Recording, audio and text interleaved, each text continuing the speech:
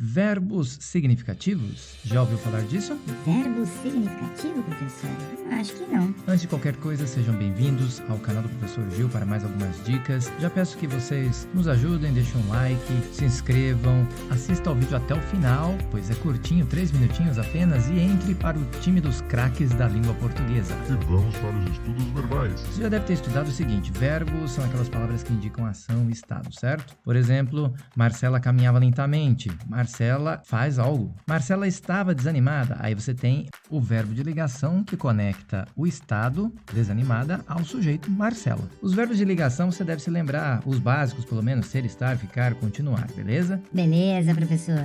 E os verbos de ação são aqueles em que você tem um agente realizando alguma coisa, certo? No nosso caso, Marcela é o agente aí, ela que caminhava. Joana jogou vôlei ontem. Joana realizou a ação. Os alunos estudaram bastante, os alunos realizaram essa ação, certo? Pois bem, mas agora presta atenção nesse exemplo. A cadeira quebrou.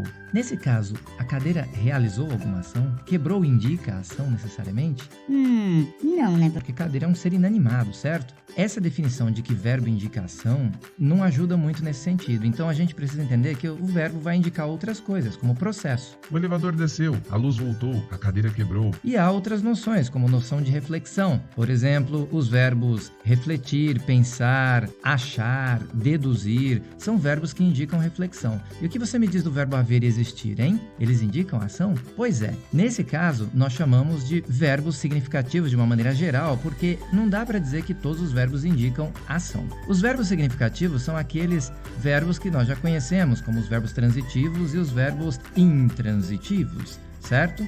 Verbos transitivos, por exemplo, são aqueles que precisam de complemento, e os intransitivos não precisam de complemento. Os alunos responderam a questão. Vejam que a expressão "a questão" complementa o sentido do verbo responder e é o alvo dessa ação. A aula acabou. Observe que após o verbo acabar, nós não temos nada. A aula acabou. Se acabou, acabou. Então não existe um complemento para o verbo acabar, por isso é intransitivo. Verbos significativos e verbos de ligação. Agora a gente consegue diferenciar bem um do outro. Mário acertou todo o teste. O garoto pensou nas consequências de seu ato. O avião aterrissou às 10 horas. Esses verbos indicam ação, reflexão e processo, respectivamente.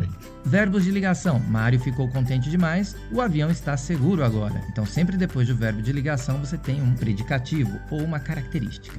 Belezinha? Então, para fechar com chave de ouro, eu peço para que você se inscreva no nosso canal, compartilhe, deixe o seu gostei, o seu joinha e acione o sininho para receber as nossas notificações. Nos vemos na próxima. Bye, bye!